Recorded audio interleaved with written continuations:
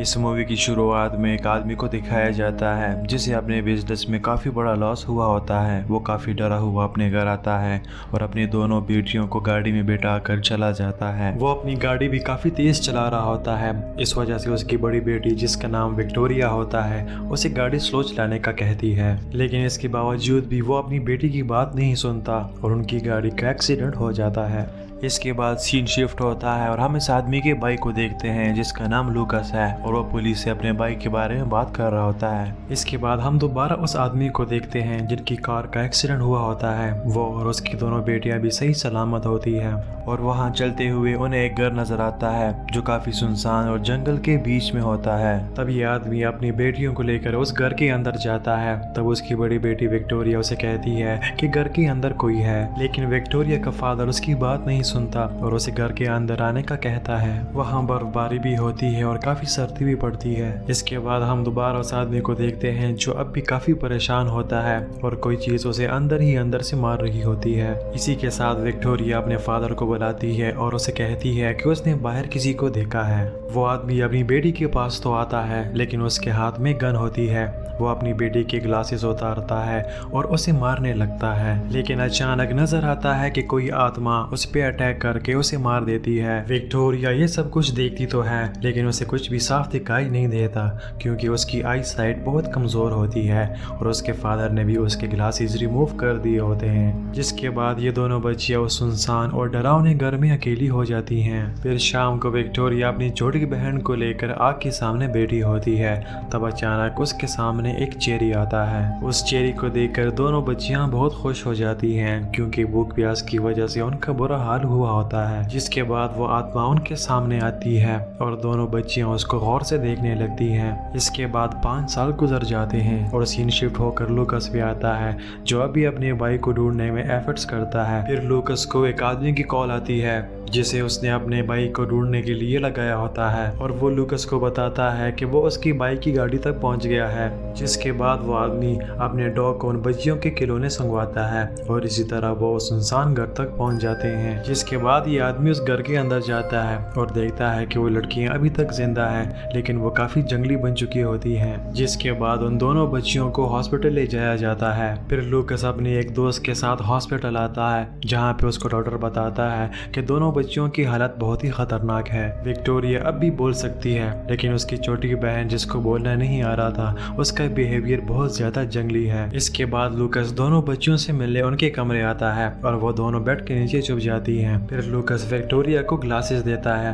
और ग्लासेस पहन को विक्टोरिया को लगता है कि लूकस उसका फादर है और वो उसके पास आ जाती है क्योंकि लूकस और विक्टोरिया के फादर जुड़वा भाई होते हैं और वो बिल्कुल एक जैसे ही दिखते हैं। इसके बाद कोर्ट में डॉक्टर बताता है कि दोनों बच्चों की हालत अब पहले से काफी बेहतर है, इसलिए वो दोनों लूकस के पास रह सकती हैं। इसके साथ डॉक्टर ये भी कहता है कि वो दोनों बच्चियां 5 साल तक वो सुनसान घर में अकेली रही हैं, इसीलिए दोनों बच्चियों ने इमेजिनरी तौर पर अपने लिए एक केयर टेकर, एक गार्डियन को बनाया हुआ है जो उनका ख्याल रखती है और वो दोनों उनको मामा कहती हैं। इसीलिए वो दोनों अपने मामा से बहुत जुड़ी हुई हैं और अगर इन दोनों को बहुत प्यार और बहुत केयर मिलती है तो दोनों बहुत जल्दी ठीक हो जाएंगी। इसके बाद विक्टोरिया और उसकी बहन लूकस के पास रहने लगती हैं। फिर एक दिन विक्टोरिया की छोटी बहन अपने रूम में खेल रही होती है। तब लूकस की दोस्त को उसकी आवाज सुनाई देती है और वो उसके पास जाने लगती है, लेकिन विक्टोरिया उसे रोक लेती है और उसे बताती है कि बाहर उनका डॉग रो रहा है। और ये बात काफी अजीब होती है क्योंकि विक्टोरिया तो बाहर होती है और उसकी छोटी बहन न जाने किसके साथ अंदर खेल रही होती है। उसी रात लूकस और उसकी दोस्त अपने रूम में होते हैं। तब उसे खिड़की के बाहर कोई नजर आता है। तब वो लूकस को बाहर जाने और वहाँ चेक करने का कहती है। फिर लूकस बाहर जाता है और पूरा घर चेक करता है, लेकिन वहाँ पे कोई भी नहीं होता। उसके बाद वो दोनों उन बच्चियों को चेक करने उनके रूम जाते हैं और वो देखते हैं कि दोनों बच्चियां सो रही होती हैं। इसके बाद लूकस बाहर आता है। तब उसे सामने दीवार पे कोई अजीब सी चीज नजर आती है और जब लूकस उसके करीब जाता है अचानक वहाँ से एक आत्मा निकलती है और वो लूकस पे हमला करती है और उसे धक्का देकर नीचे गिरा देती है। लूकस सीढ़ियों से नीचे गिरता है और काफी ज़्यादा जख्मी हो जाता है। इसके बाद लूकस की दोस्त उसके पास आती है और उसे हॉस्पिटल ले जाती है, जिस पर डॉक्टर बताता है कि जब तक लूकस ठीक नहीं होता उन दोनों बच्चों का ख्याल तुम्हें रखना पड़ेगा, क्योंकि लूकस कोमा में चला जाता है। इसके बाद लूकस की दोस्त एनाबेल घर आती है और दोनों बच्चों से मिलती है, जहाँ पर वो उनकी ड्राइंग देखती है जो काफ़ी अजीब होती है। फिर वो डॉक्टर को बुलाती है और उन्हें वो ड्राइंग दिखाती है। वो ड्राइंग्स डॉक्टर को भी बहुत अजीब लगती हैं। इसके बाद वो विक्टोरिया को हिप्नोटाइज करता है और उससे मामा के बारे में पूछता है। इसके साथ साथ विक्टोरिया के पास एक डॉल होती है और डॉक्टर उसके बारे में भी उससे पूछता है, जिसके जवाब में विक्टोरिया कहती है कि ये डॉल तो मामा ने बनाई हुई है। उसके बाद डॉक्टर को लगता है कि शायद विक्टोरिया खुद को मामा कहती है और ये डॉल भी उसी ने बनाई होगी। फिर उसी रात जब एनाबेल दोनों बच्चों को सुलाकर चली जाती है, तब विक्टोरिया की छोटी बहन की आंख खुलती है और वो विक्टोरिया को उठाती है और उसे बताती है कि मामा आ गई हैं। वो दोनों खेलने लगती है, लेकिन एनाबेल को उन पे शक होता है। तब वो उनके रूम दोबारा जाती है और जैसे ही दरवाज़ा खोलती है वो दोनों आपस में खेल रहे होते हैं, लेकिन वहाँ पे कोई तीसरा नहीं होता। एनाबेल दोनों बच्चियों को सोने का कहती है क्योंकि काफ़ी रात हो जाती है। फिर अगली सुबह वो डॉक्टर के पास जाती है और उसे बताती है कि रात को उनके रूम से लोरी की आवाज़ें सुनाई दे रही थी और डॉक्टर कहता है कि शायद उन दोनों बच्चियों को पर्सनैलिटी डिसऑर्डर की बीमारी हो गई है, जिसमें एक इंसान दो अलग अलग जिंदगियां जीने लगता है। इसके बाद डॉक्टर इस पे और भी रिसर्च करता है और उसे पता चलता है कि विक्टोरिया ने उसे जिस मामा के बारे में कहानी सुनाई होती है वो वाकई सच्ची है।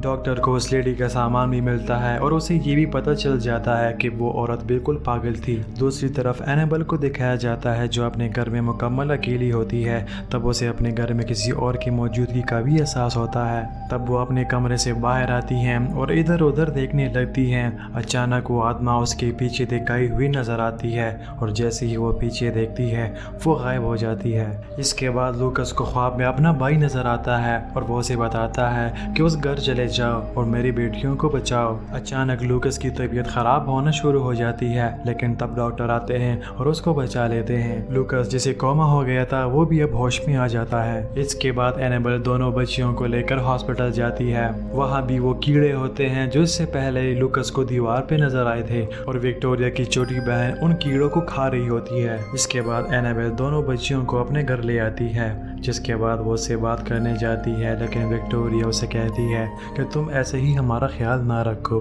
क्योंकि हमारी मामा को जलन होती है और मैं ये नहीं चाहती कि मामा तुम्हें या लूकस को कोई नुकसान पहुंचाए। इसके बाद डॉक्टर विक्टोरिया को हिप्नोटाइज करता है और उसे मामा के बारे में पूछता है और उसे वो तस्वीर भी दिखाता है जो उसे मिली होती है, लेकिन विक्टोरिया उसे कुछ भी नहीं बताती और उसे वहाँ से जाने का कहती है और डॉक्टर को दीवार पे एक परछाई दिखाई देने लगती है। उसके बाद डॉक्टर वहाँ से चला जाता है और उस घर की तरफ आ जाता है जहाँ पे वो दोनों बच्चियाँ 5 साल रही थी। उधर एनाबेल सो रही होती है। तब उसे ख्वाब में एक नन दिखाई देती है जिसे एक औरत मार देती है और चर्च में से एक बच्चा चुरा कर वहाँ से भाग जाती है, लेकिन वो लेडी वहाँ फंस जाती है क्योंकि भागने का कोई और रास्ता नहीं होता। इसलिए वो लेडी उस बच्चे समेत एक पहाड़ी से कूद जाती है। ये डरावना ख्वाब देखकर एनाबेल की आंखें खुल जाती है और उसे महसूस होता है कि उसके रूम में कोई और भी है। तब अचानक उसके सामने एक आत्मा आती है और एनाबेल को डरा देती है। एनाबेल भी बहुत चीखती चिल्लाती है और काफी डर जाती है। अगले सीन में विक्टोरिया की छोटी बहन को मामा दिखाई देती है और वह विक्टोरिया के पास आती है और उसे बुलाती है,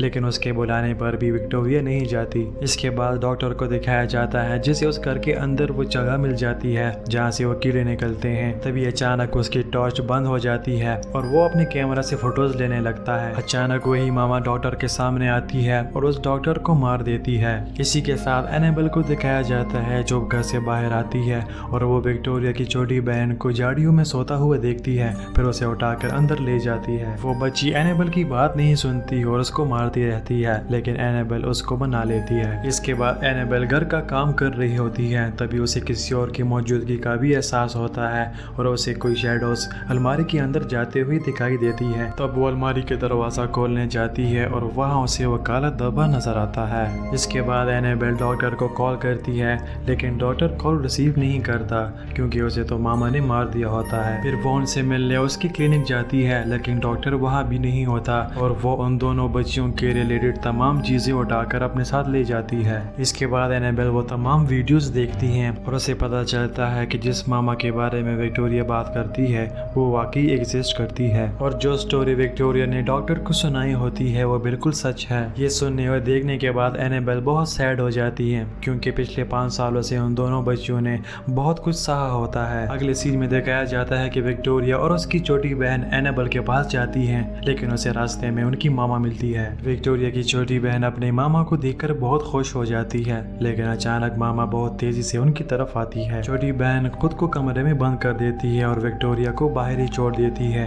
तभी ये आवाजें सुनकर एनाबेल उसके पास आती है। वो दोनों दरवाजा खोलती हैं और अंदर जाकर देखती हैं कि विक्टोरिया की छोटी बहन काफी डरी हुई होती है। तभी अचानक उनके सामने मामा आती है जो काफी खौफनाक नजर आ रही होती है। वो तीनों वहाँ से भाग रही होती है, लेकिन मामा ने एनाबेल को पकड़ लिया होता है। तब विक्टोरिया मामा से कहती है कि तुमने मुझसे वादा किया था कि आप एनाबेल को कुछ नहीं कहेंगी। ये सुनने के बाद मामा उसकी तरफ आती है और उसके ग्लासेस तोड़ देती है। इसके बाद दोनों बच्चियों की आंटी उनसे मिलने आती है और जब विक्टोरिया उनसे मिलने जाती है तो वो आंटी बिल्कुल मामा में बदल चुकी होती है, यानी मामा की आत्मा उनकी आंटी के अंदर आ जाती है। उसके बाद दिखाया जाता है कि एनाबेल की आंख खुल जाती है क्योंकि वो मामा के हमले से बेहोश हो गई थी। लूकस भी अब ठीक होके आता है और एनाबेल से बच्चियों के बारे में पूछता है, जबकि वो बताती है कि बच्चियां उसके पास नहीं है। फिर वो दोनों उस घर की तरफ चलते हैं जहाँ से उनको वो बच्चियां मिली थी, लेकिन उस घर के अंदर कोई नहीं होता और जब वो बाहर आकर देखती हैं उन्हें एक पहाड़ी के ऊपर वो दोनों बच्चियां दिखाई देती हैं। उनके साथ मामा भी होती हैं। ये देखने के बाद वो भागते हुए उन बच्चों की तरफ जाते हैं। इसी दौरान मामा उन छोटियों बच्चियों को अपनी तरफ आवाज देती है और जैसे ही वो बच्ची उसकी तरफ जाने लगती है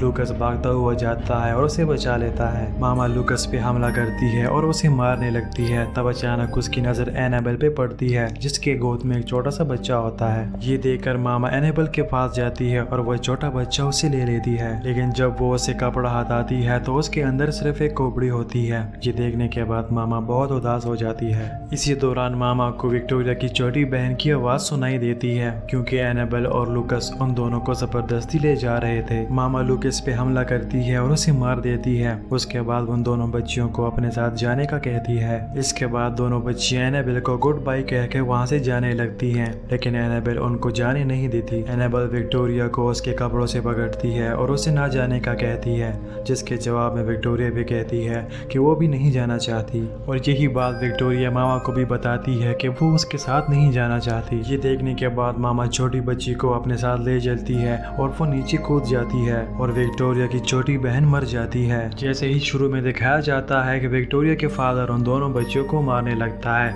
और वहाँ पे वो घोस्ट जो उनके फादर को मारता है वो मामा ही होती है। ये मामा उसी लेडी की आत्मा होती है जो आज से 100 साल पहले इस पहाड़ी से कूदी थी, जिसने एक नन के बच्चे को चर्च से चुराया होता है। और जब उस लेडी के घोस्ट को विक्टोरिया और उसकी छोटी बहन मिलती है उन दोनों में उसे अपनी बेटी नजर आने लगती है, इसलिए वो उन दोनों बच्चियों का बहुत ख्याल रखती थी और उसे ये बात बिल्कुल पसंद नहीं आई जब लूकस और एनाबेल उनके बीच आ गए थे। लेकिन लूकस और एनाबेल सिर्फ विक्टोरिया को ही बचाने में कामयाब होते हैं, जबकि उसकी छोटी बहन मामा के साथ चली जाती है क्योंकि वो मामा की काफी क्लोज होती है और उसे अपना बेस्ट फ्रेंड मानती है क्योंकि वो काफी छोटी उम्र में मामा के साथ आदी हो गई थी। फिर लूकस, विक्टोरिया और एनाबेल वहाँ से चले जाते हैं और मूवी यहाँ खत्म हो जाती है।